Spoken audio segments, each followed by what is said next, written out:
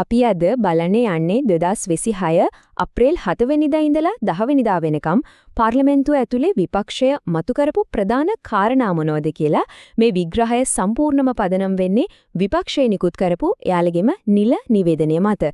ඉතින් බලමු ඒ සතියේ සිදුවීම් කොහොමද දිගහැරුණේ කියලා. ආයෙමත් මතක් කරන්න ඕන අපි මේ ඉදිරිපත් කරන හැම තොරතුරක්ම හැම කරුණක්ම අරගෙන තියෙන විපක්ෂයේ විසින්ම නිකුත් කරපු පාර්ලිමේන්තු නිවේදනයෙන්. හරි එහෙනම් අපි මුලින්ම බලමු ඒ සතියේ පාර්ලිමේන්තුවේ නිල වශයෙන් සාකච්ඡා කරන්න නියමිත වෙලා තිබ්බේ මොනවද කියලා.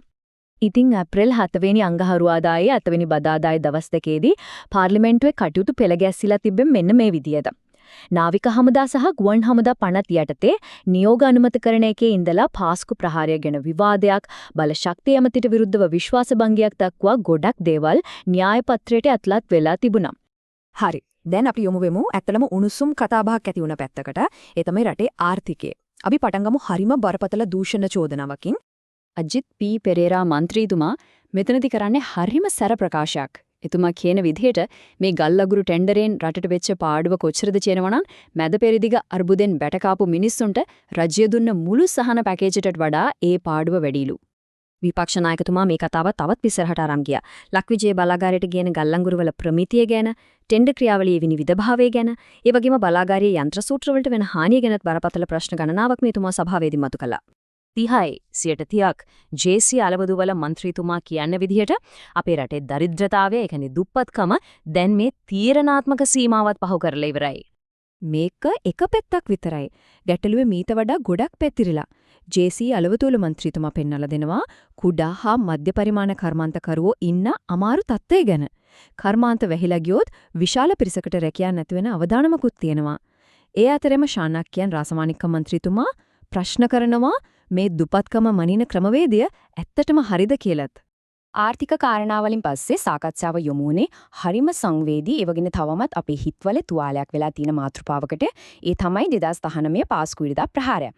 මෙතනදී වෛද්‍ය කාවින්ද ජයවර්ධන මන්ත්‍රීතුමා පෙන්නලා දෙනවා හරිම අමුතු දෙයක්. ඇත්ත හොයනවා වෙනුවට වෙන්නේ එකිනෙකාට චෝදනා කරගන්න එක. ආණ්ඩුව විපක්ෂයට බනිනවා, CID එක බුද්ධ්‍යංශයට බනිනවා, බුද්ධ්‍යංශ ආයේ CID එකට බනිනවා. මේ විදිහට ඇඟිල්ල දිගු කරගන්න ඇරෙන්න වෙන දෙයක් නේ කියලා එතුමා කිව්වා. මේ වේදනාව තවත් පැත්තකින් එළියට එනවා රිෂාඩ් බදියුදීන් මන්ත්‍රීතුමාගේ වචන වලින්. වින්දිතයන්ගේ දුක වගේම අසාධාරණ චෝදනාවලට ලකුණාගේ කතාවත් එළියට දාන ගමන් එතුමා ඉල්ලන්නේ සැබෑ යුක්තියක්. ඒ කලකිරීමම තමයි වෛද්‍ය ජයවර්ධන මන්ත්‍රීතුමාගේ මේ කතාවෙත් තියෙන්නේ. බලයට එන්න කලින් දුන්න පොරොන්දුයිට නොකළ බවට චෝදනා කරන ගමන් ප්‍රධාන සැකකරුවෙක් නිදහස් කිරීම ගැනත් එතුමා දැඩිව ප්‍රශ්න කරනවා. හරි මේ ලොකු ජාතික මාතෘකාවලට අමතරව മന്ത്രിවරු තවත් විශේෂිත ප්‍රාදේශීය ගැටලු කීපයක් ගැනත් කතා කළා. බලන්න මේ ලයිස්තුව දිහා උතුරේ දිස්ත්‍රික් සංවර්ධන කමිටු සභාපතිවරු පත් කිරීමේ ඉඳලා අධ්‍යාපන පරිපාලන සේවයද බඳවා ගැනීම වල අක්‍රමිකතා දක්වා. ඒ වගේම පුරාවිද්‍යා ස්ථාන, ക്രീඩා පහසුකම්, ඉඩම් ප්‍රශ්න, ගැසට් පත්‍රවල වැරදි වගේ විවිධාකාර පළාත්බද සහ පරිපාලන ගැටලු රාශියක් ගැන රජයේ අවධානය යොමු කරවන්න විපක්ෂ മന്ത്രിවරු කටයුතු කරලා තිබුණා. විවේචන විතරක් නෙවෙයි මේ නිවේදනයේ විසඳුම් ගැනත් කතාබහක් ඇතුළත් වෙලා තිබුණා විශේෂයෙන්ම කෘෂි කර්මාන්තයේ පැත්තෙන්. මෙතනදී ඉදිරිපත් වෙනවා එකක් වෙනස් විශේෂඥ මතයක්.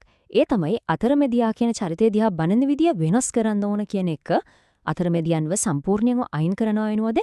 ගෝවි සමිති සබිබල ගැන්වීමේ නිගාලයෙන් වෙන අහිතකර බලපෑම අවම කරගන්න පුරුවන් කියලා තමයි මේ සංවාදයේදී කියවෙන්නේ. හොඳයි. එහෙනම් මොකක්ද මේකට විසඳුම? මෙන්න ඒකට යෝජනා කරපු පියවර 4. පෙර ගිවිසුම් ක්‍රමයට වගා කරන එක, ගොවීන්ට නිවැරදි දත්ත දෙන එක, මාසික සැලසුම් හදන එක සහ අස්වැන්න නෙළුවට පස්සේ කළමනාකරණය දියුණු කරන එක. මේ පියවර හරහා කෘෂි සැපයුම් දාමේ තියෙන ප්‍රශ්න වලට විසඳුම් හොයන්න පුළුවන් කියලා තමයි විශේෂණ මණ්ඩලය යෝජනා කරන්නේ. හොඳයි. මේ ඔක්කොම එකට ගත්තම මේ චෝදනා, මේ ගැටලු, මේ යෝජනා විපක්ෂයේ Tamanව දකින්නේ කොයි වගේ භූමිකාවකද? ඒ ප්‍රශ්නට උත්තරේ එයාලගේම නිවේදනයෙන් අපිට හොයාගන්න පුළුවන්. එයාලා කියන විදිහට එයාලගේ ප්‍රධාන අරමුණක් තමයි රටේ ප්‍රශ්න වලට විකල්ප ප්‍රතිපත්ති සහ ප්‍රායෝගික විසඳුම් හදන්න පර්යවේෂණ කරන එක. ඒකට විශේෂඥයන්වත් සම්බන්ධ කරගන්න ඕන කියලා තමයි කියන්නේ.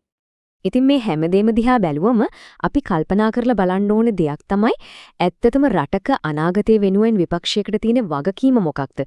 ප්‍රජාතන්ත්‍රවාදී රාමුවක ඇතුලේ ඒ භූමිකාව හරියටම මොකක් වෙන්න ඕනේද කියන එක.